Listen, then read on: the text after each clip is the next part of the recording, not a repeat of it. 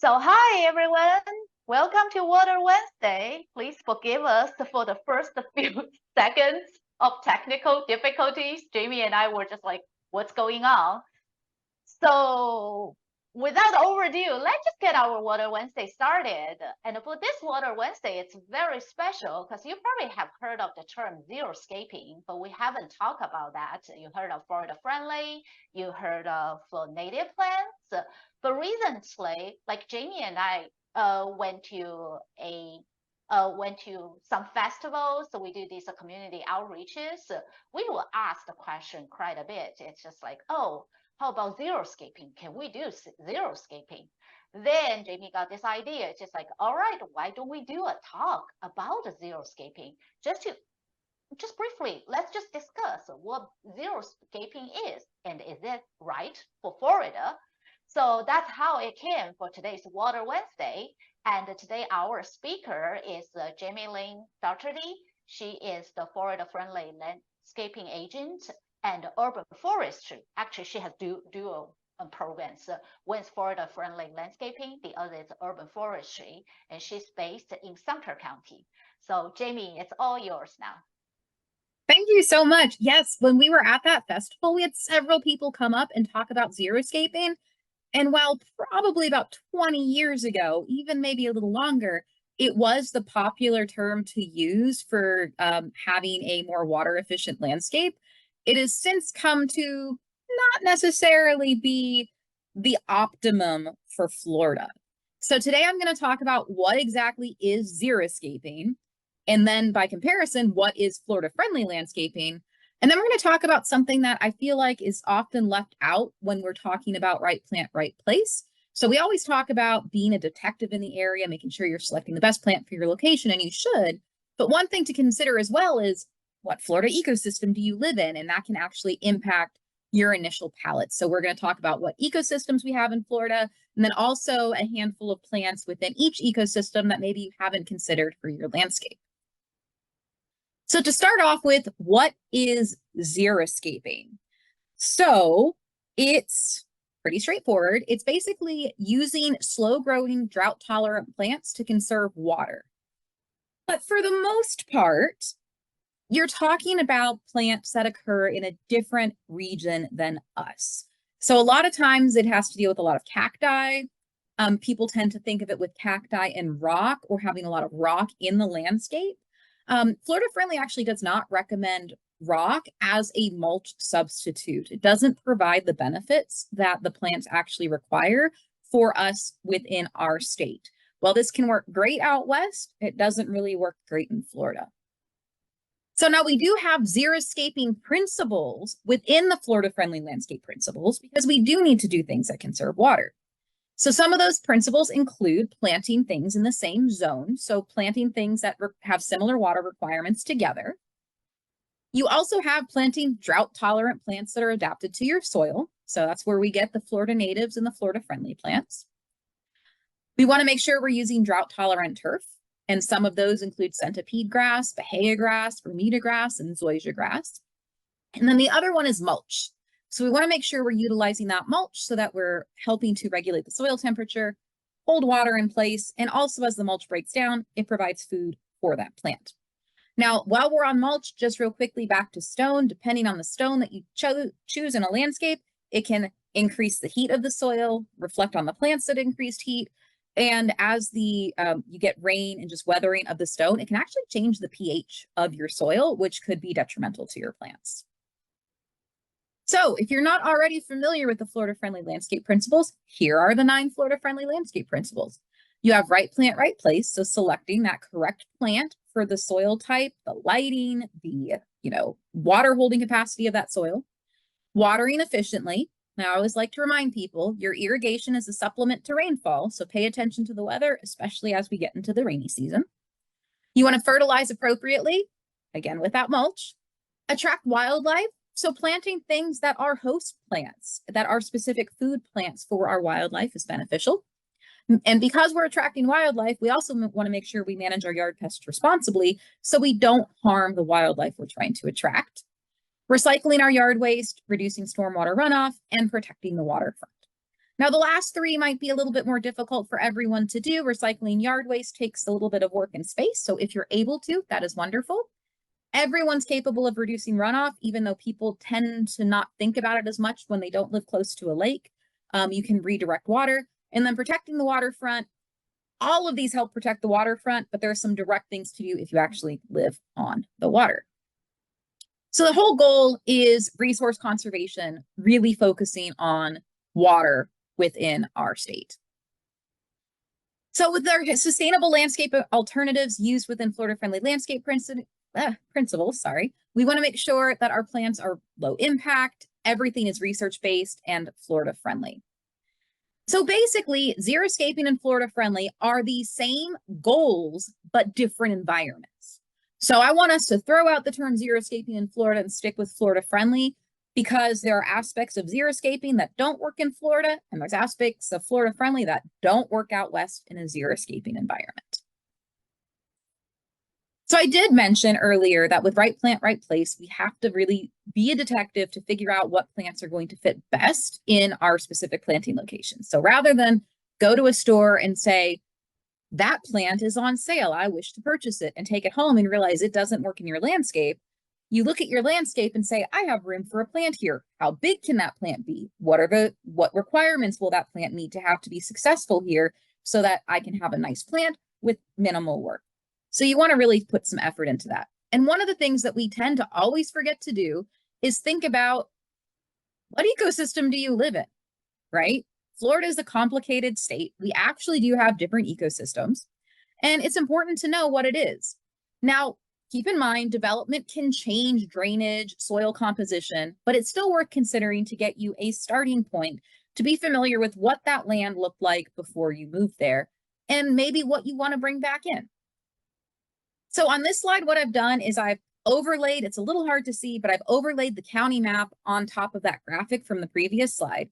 So the main things we're going to talk about are the highlands in red, the uplands in yellow, our ridges in orange, and our lowlands in green. And because I know all of you can be from all over the state, we're not focusing on just one. We're going to talk about all of the different ecosystems where people can live. So we will not be talking about lakes, caves, seagrass beds, coral reefs, nothing like that until we, have fun, exciting ways to live in those locations. Who knows in the future, but right now we're going to stick to these areas. So take a second, look at this. If you're watching live, try to look at it. If you're watching recorded, do a screenshot so you can look at it later. So I'm in Sumter, so I'm just going to look at Sumter right now and say that based on this map, it definitely looks like Sumter is mostly lowlands with a little bit of highlands and possibly some ridges to the west. So if you're able to put in the chat what ecosystems you live in. All right, so we're going to talk about the different ecosystems. And for this, I use my true and trusty Priceless Florida book. I've had this for years. I love it. They did break it down into 3 different books that I will show you at the end of the presentation. This book isn't as easily available anymore. They have updates with a little bit more information. Again, it's split into 3 books instead. So the ecosystems we're going to talk about today include high pine grasslands, flatwoods and prairies, interior scrubs, temperate hardwood hammocks, rocklands, swamps, and marshes. They're kind of together. And then coastal uplands. So coastal uplands and interior scrubs are similar soil types, but because we're looking at interior versus coastal, there's a very different plant community base, even though some plants like our prickly pear can occur in both locations. Now, as we go through everything, the plants I'm going to talk about, while they do grow natively in the ecosystem we'll be talking about, they could also grow in more than one ecosystem. I just didn't want to have to talk about them more than once. So if you're interested in something, but you don't live in that community, go ahead and do a little research and find out if it will grow where you are.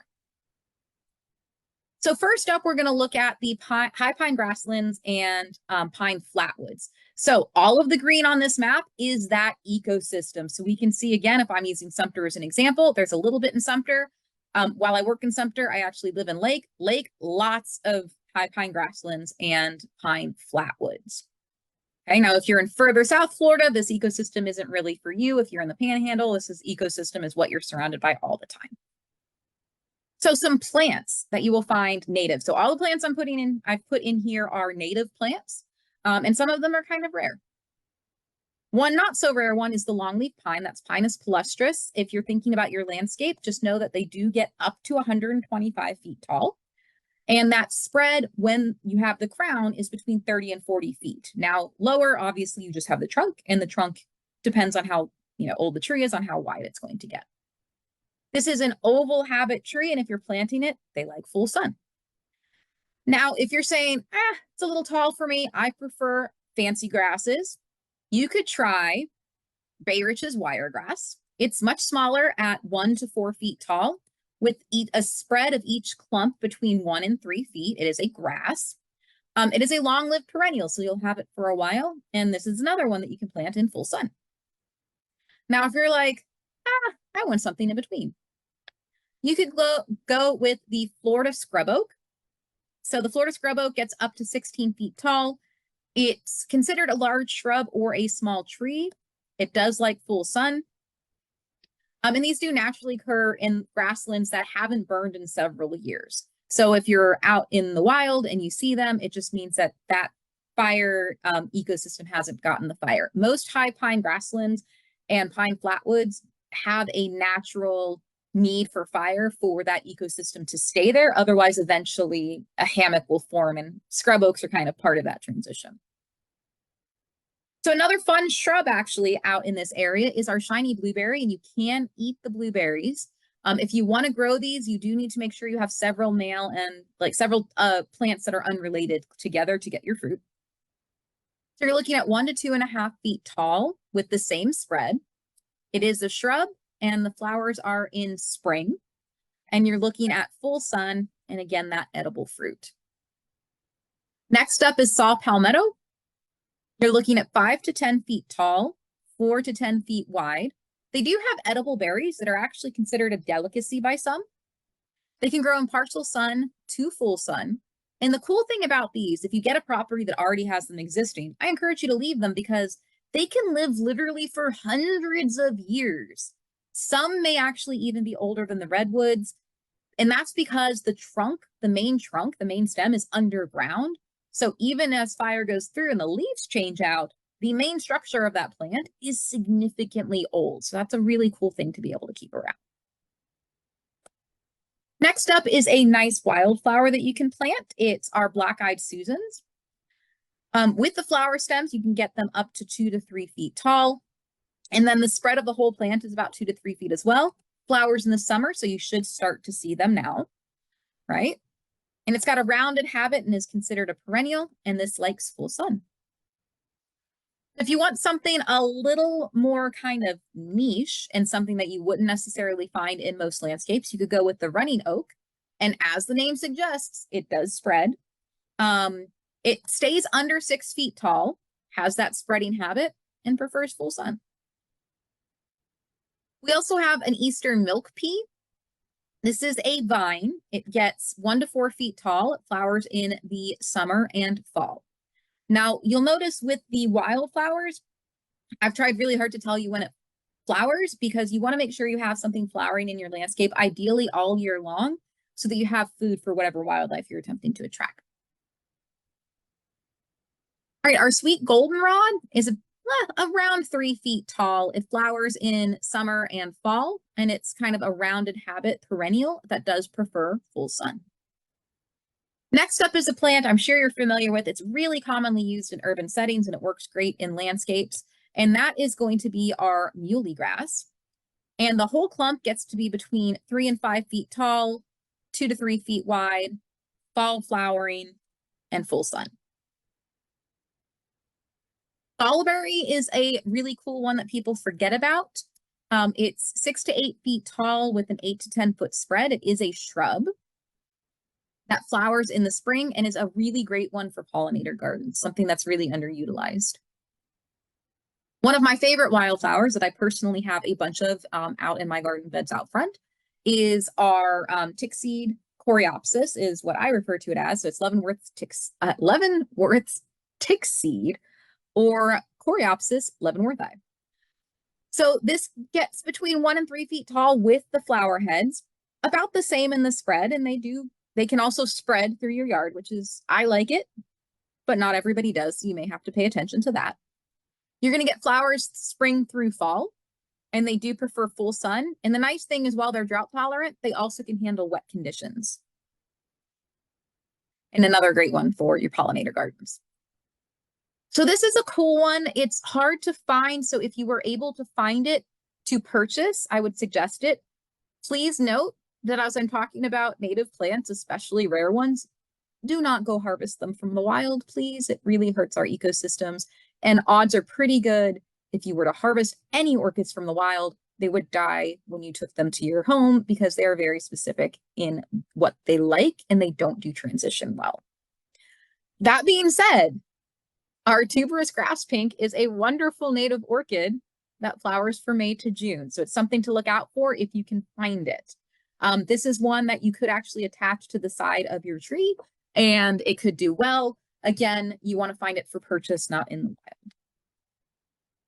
So our wonderful state tree is the cabbage palm. These can get up to 40 feet tall.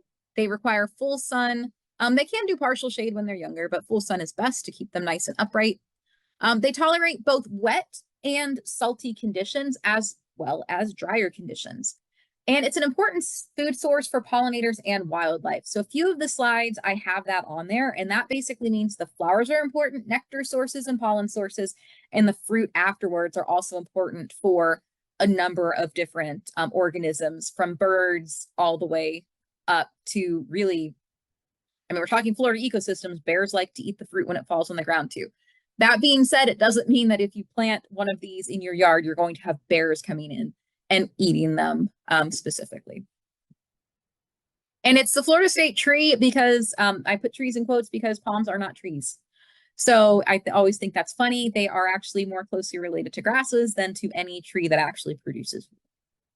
And with that, that ends this ecosystem. And next we're going to move into our interior scrub.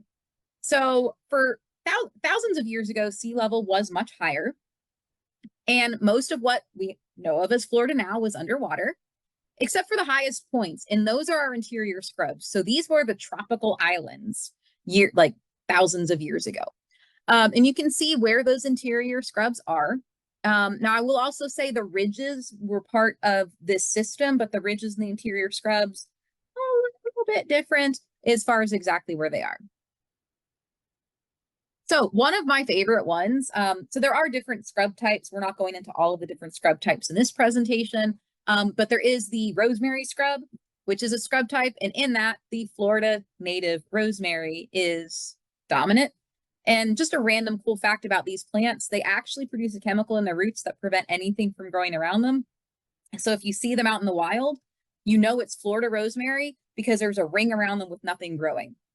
It will be false rosemary if you actually see other plants kind of growing up to the plant.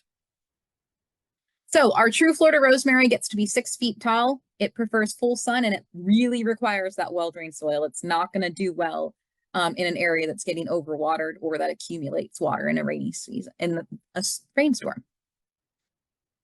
So next up we have Chapman's oak. This is an interesting oak. It's also known as scrub oak at times. This one's a little bit bigger than the other scrub oak that we just talked about. It's 30 to 50 feet tall. Oh, sorry. I feel like I forgot to put information on. It's really just, it's a nice alternative oak. It's got a different type of leaf shape compared to most oaks that you're used to. Sand pines are amazing pines. They're the only native pine that tends to be harvested as a Christmas tree when it's younger. So you're looking at maturity 25 to 40 feet tall with a 15 to 25 foot spread, a pyramidal to oval shape in the habit. And it can do full sun, part sun, or even partial shade. So the difference between part sun and part shade would be kind of like partly cloudy, mostly cloudy, partly sunny kind of deal. So part sun means there's a little bit more sun than shade, part shade, a little more shade than sun. A cool wildflower you're going to look at is our scrub balm. It gets to be about 20 inches tall. And it can actually do quite a bit of spreading, 15 to 25 foot spread. So if you're looking for a nice kind of low growing but big shrub to have. This is a good one. The flowers are quite small on it though. It does flower summer through fall, and it is an endemic, which means it only occurs in Florida. So if you can add it to your landscape, that just helps the species continue to thrive. Now, another cool thing about these, if you're like, well, I don't know if I want it in my landscape, the scrub balm produces chemicals that are poisonous to insects, and particularly ants and cockroaches hate them. So if you're wanting something to have kind of a little closer to your home, but you don't want to attract insects, this is a good option. All right, so we're going to move into our temperate hardwood hammocks. This one's a little harder to see because I just wanted to leave that information up there in case you wanted to pause the screen and look at it. I did overlay the map, and you can see that the specific designation of some of these temperate hammocks is spread out through the state. There's certain counties that don't have them at all. And that's because these have to be kind of at the exact right elevation to have them specifically, but they are throughout the state. So the most common tree that you're going to find here is our live oak. Now, something to also mention is the live oak is common in a lot of different places in Florida, not just in these hammocks.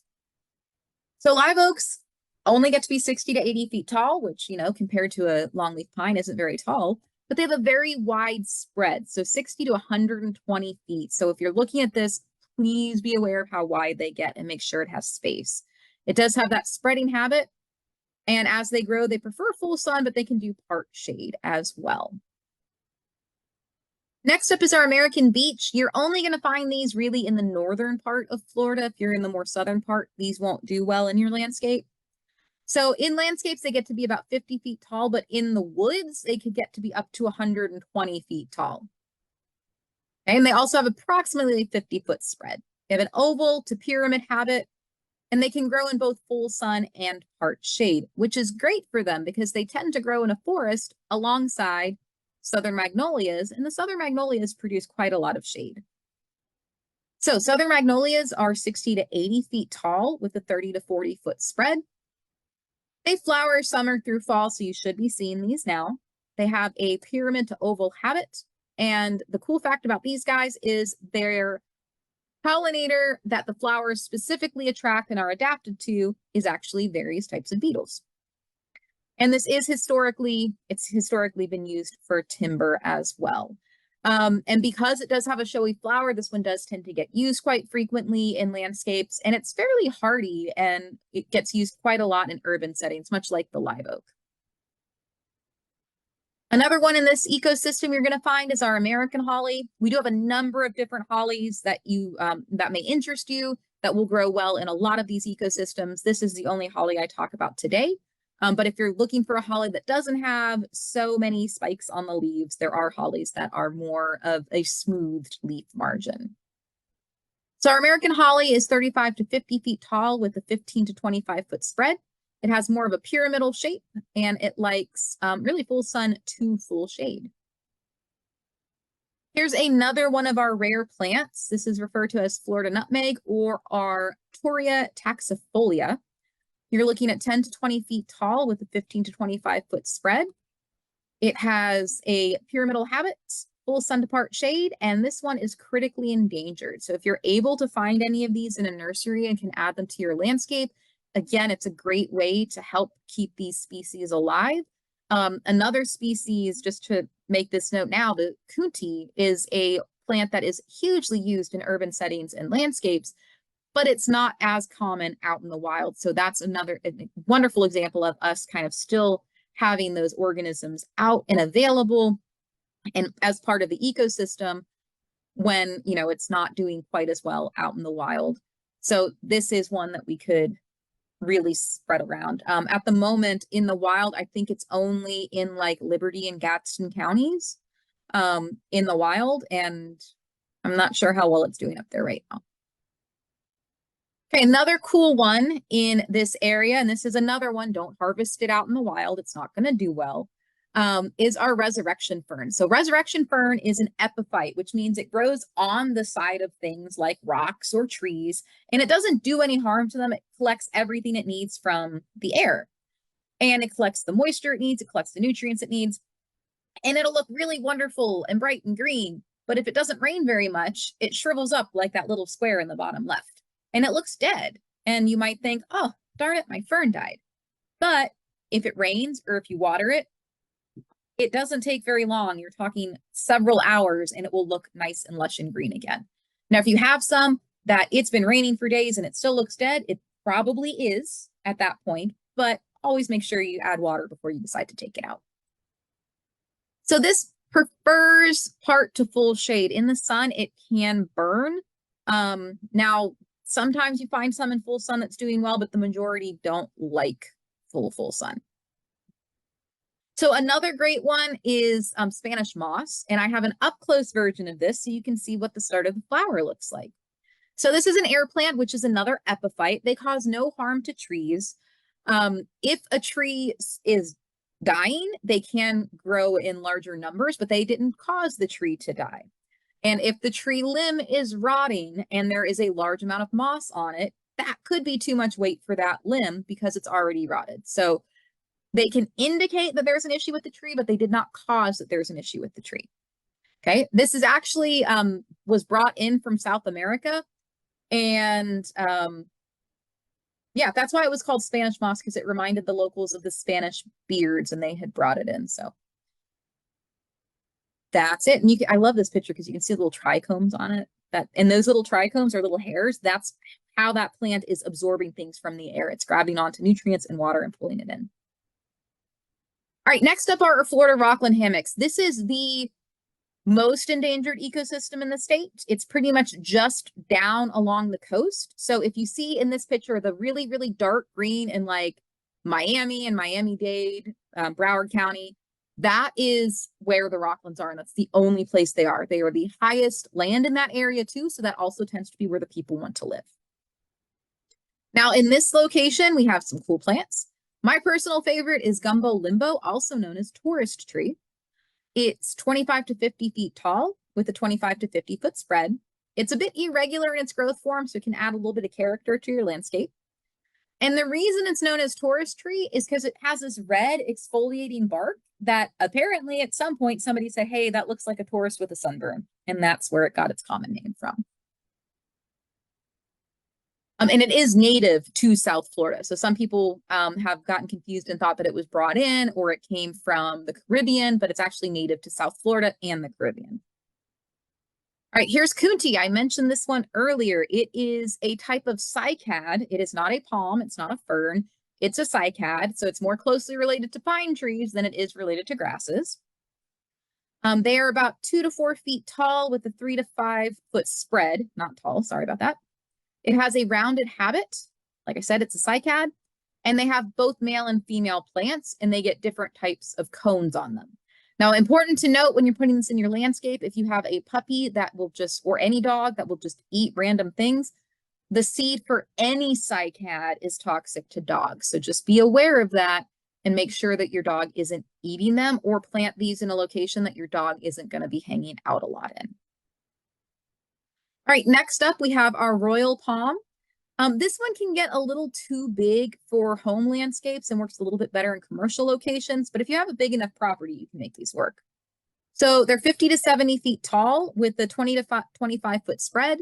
And a 70 foot tall palm tree is a very tall palm tree. So that's why they can get a little too big for residential areas. And these, like all palms, they provide really good food for pollinators and wildlife. Now, if your landscape can't handle this kind of palm, another palm that you might be able to make work is the silver palm. It only gets to be between 6 and 15 feet tall, which is a lot more manageable in a residential landscape. The spread is 6 to 7 feet. And again, lots of help with the pollinators and wildlife as far as providing food. Moving on to a cool shrub and wildflower, well, it's really a shrub with flowers on it, but is marlberry, not mulberry, marlberry. So you're looking at a shrub to small tree that's 12 to 20 feet tall with a 2 to 12 foot spread and an oval habit. It prefers part to full shade, but you can do lots of stuff with it in your landscape, including hedging, creating screens, or even just have it as a specimen plant. All right, that was our final plant for this ecosystem. Next, we're moving into our swamps and marshes. And again, just a reminder, plants can be used in multiple locations. And some of the plants in our swamps and marshes specifically do better on the water's edge than in standard landscapes. So on some of these, like when we get to the canna, you can't really, cannas can do okay, but they're going to do better in a rain garden or on the water's edge. So just kind of really look into this. Now we do have in this image here, it's just kind of showing you rivers and wetlands historically versus what we have kind of today to let you know where our wetlands are. I didn't overlay the counties on this one. I apologize for that. If you guys want that, let us know and I will do that overlay for you. So our first tree is the sweet gum. I love a sweet gum. Not everybody does because it does get these seed balls that are a little bit hard. And if you run them over with a lawnmower, I'm not going to lie, they hurt if they hit you. So it's something to keep in mind, but they are still a wonderful tree. Their leaves are really cool and it actually gets a fall color. It turns into a really pretty red shade. And we don't have a lot of plants that have decent fall color in Florida. So we're looking at 60 to 70 feet tall here with a 35 to 50 foot spread, pyramidal or oval habit, and full sun to part shade. Now here we also get our laurel oaks. Now laurel oaks are between 60 to 70 feet tall with a 35 to 45 foot spread. They have more of a rounded or oval form in the canopy. Now something to remember about these is they are susceptible to rot starting at about 35 years old. And while every tree handles rot differently, laurel oaks don't handle it well. So if you have a tree that's a bit older, make sure you're getting it inspected every couple of years by an ISA certified arborist to make sure that it's healthy and safe. And that way, at the first sign of any kind of rot issue, you can take care of it before you have to deal with it possibly starting to break apart on you. So another cool magnolia to have around, and this one does like to have wet feet, whereas the southern magnolia doesn't really like wet feet. So you want to keep them in different locations, is our sweet bay magnolia. So it's not small, even though the flower is smaller, the plant itself is 40 to 50 feet tall with a 15 to 25 foot spread. Again, I must have copy and pasted and forgot to double check. So it's base to column shaped in the habit, and it does prefer full sun to part shade. Okay, moving on to some swamp trees, we have our bald cypress, which is our largest of the cypress. It's 60 to 80 feet tall with a 25 to 35 foot spread. Pyramidal habit, full sun to part shade. And just a note, all of both our bald cypress and our pond cypress in Florida do drop their needles in the fall. So if you're new to Florida and you haven't gone through a fall season yet, please don't be alarmed when your cypress tree gets a bronzy color on it in the fall and loses all its needles. Perfectly normal. It'll come back again in the spring. Here's that canna I talked about that does prefer being in a wetter environment. You're looking at 3 to 6 feet tall. It's full sun to part shade. It is not tolerant to salt or drought, so you do have to make sure it's in the right location. Best used in water gardens, retention ponds, and other low planting areas. So back to the cypress. With the pond cypress, this one's a little bit smaller and it doesn't get the knees that the bald cypress can get. So it's 50 to 60 feet tall with a 10 to 15 foot spread. Pyramidal habit, full sun to part shade on this one as well.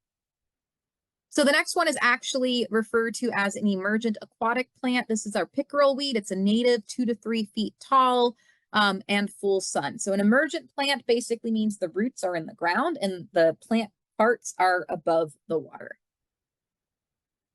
One of my personal favorite near shore plants, you can also grow it in your landscape, but I love the buttonbush. That flower is one of my favorites. I just think it's so cute. That is the flower of the buttonbush, and it's called a buttonbush because the seed used to be used to make buttons. So this is 6 to 12 feet tall with a 6 to 10 foot spread. Rounded habit, and it flowers winter through summer. And that brings us to our last ecosystem type, which is our coastal uplands. So if you don't live at the beach, I guess you don't have to stick around, but I'm going to ask you to stick around because this is going to be the beach habitats, which are still pretty cool. There's some neat plants here. So first up is one of the most important plants in our dune ecosystems in Florida, and that is our sea oats. So the sea oats, hold the dune together. And that's really important to help prevent erosion. So individual plants get to be between 5 and 8 feet tall, and individual plants are only 1 to 2 foot spread. But as you can see, they grow pretty thick together. And it's a really important habitat for our dune mice. And those dune mice, you know, they're important in our ecosystems as well. They're cute, they're little, they don't want to go in your house, they want to hang out in the dunes. And again, they help prevent erosion. Now, next up is our cockspur pickerel weed. It's a little bit different than the pickerel weed that we see interior, but you also can find this one interior.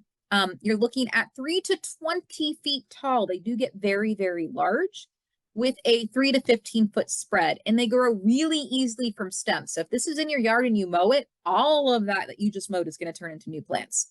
So if you don't want it around, you need to dig it up, you need to move it to a new location or dispose of it if it's a nuisance plant in your particular location. But if you want, you can grow it in a pot, or if you really like it, you can get a cutting from your neighbor and plant it somewhere else. Personally, my neighbor's plant just had a huge chunk fall in my backyard. I have to move it because that is not where I would want it to grow if I was wanting it to grow. And I'm going to have to be careful because I don't want to leave pieces behind. So if you need to get it out of there, pay attention.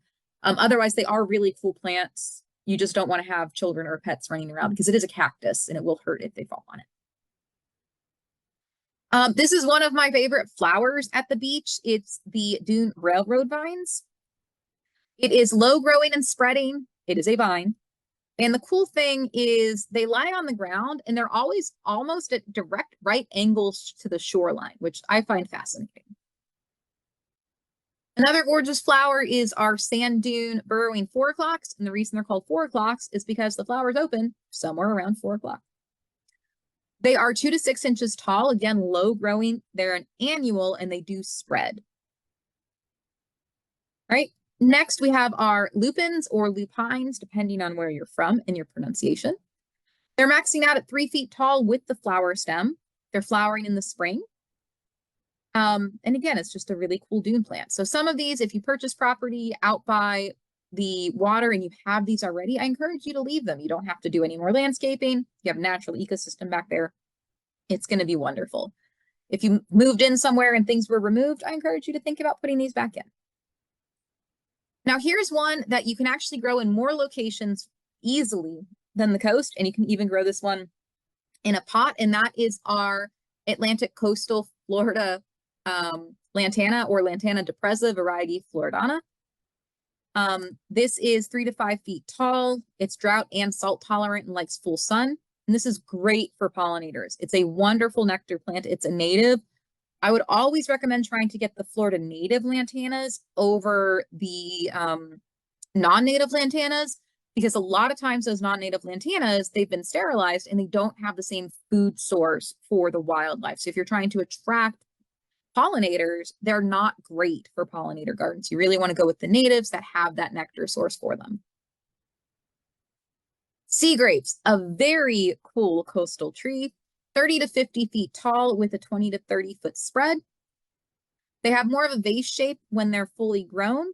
And my favorite fact about these is that it's rumored that the leaves in the fall, they turn red. And it's rumored that back in the day when people were down here just kind of starting out in Florida, they would use the leaves as postcards and write love letters back home.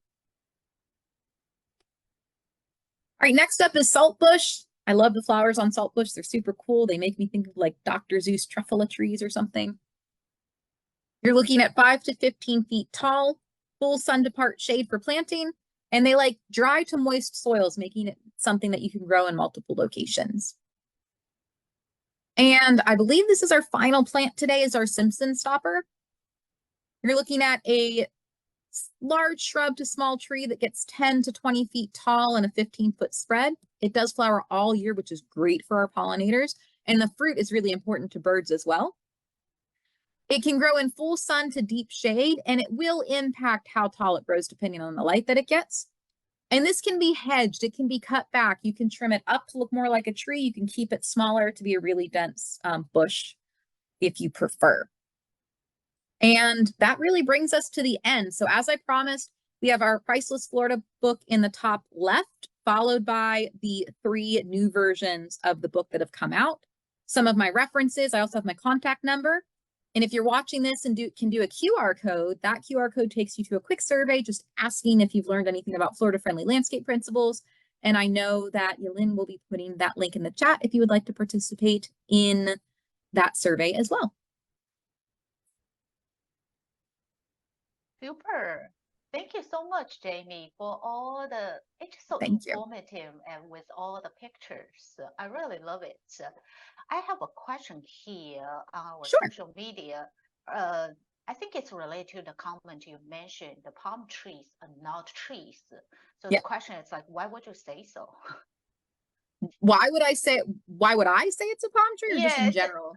Yeah, it's a question. It's like, why would you say palm trees are not trees?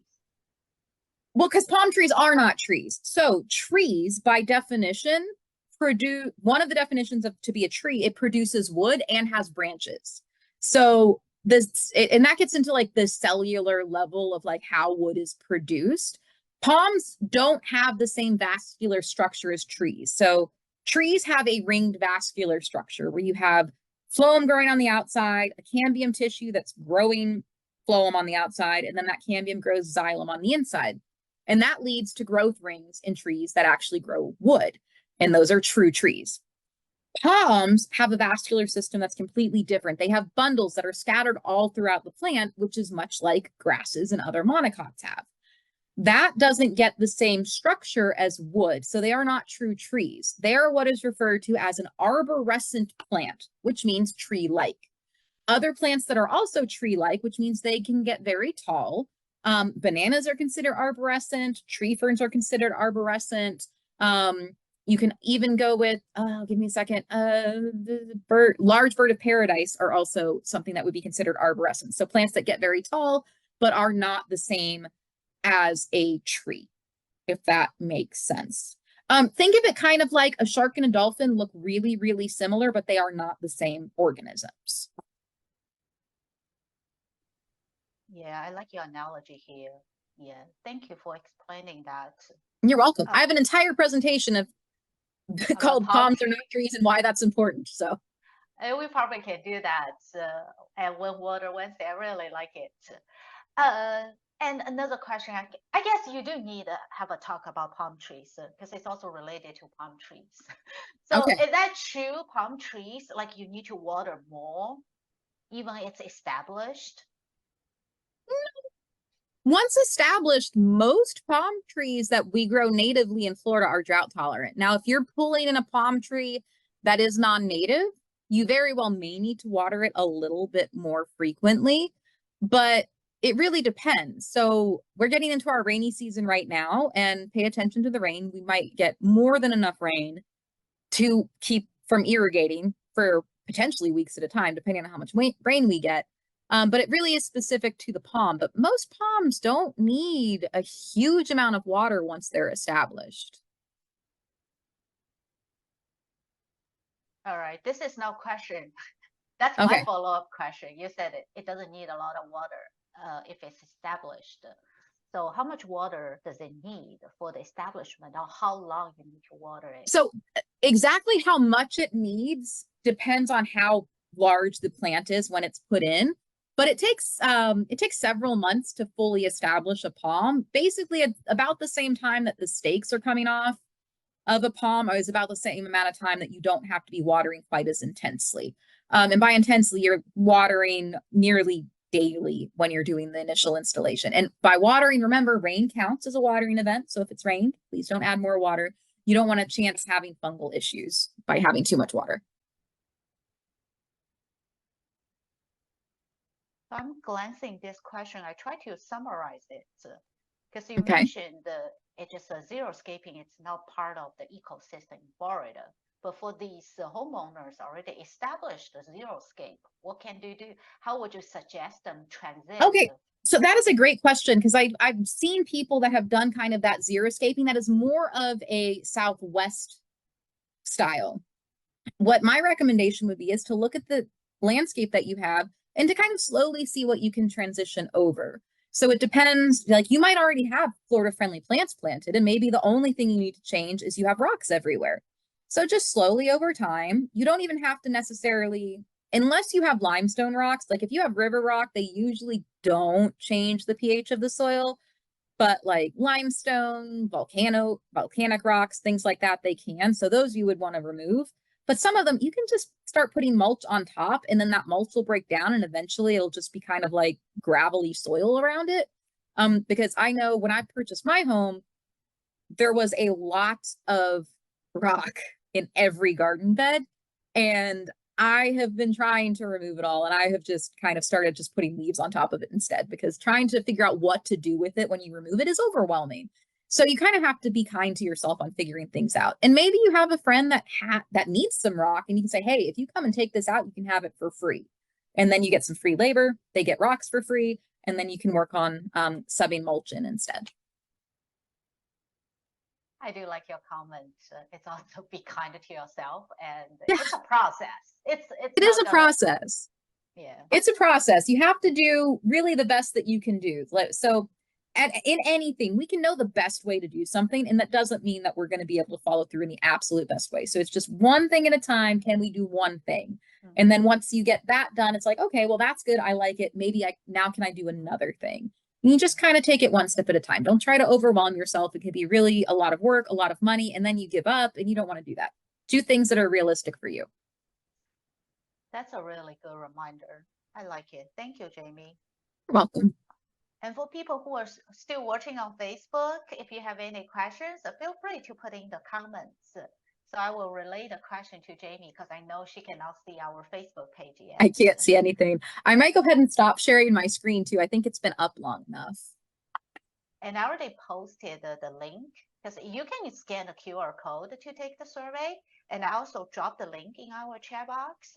So if you watch our video, we will appreciate you if you can take the survey and tell us what you have. I promise it's very, very short. Stop that share. I don't see any questions coming in. I think it's you cover most of you cover most questions. Yeah, I'm glad, and I'm immediately going to go back and fix that one where I had height instead of spread on the slide. I did not catch it.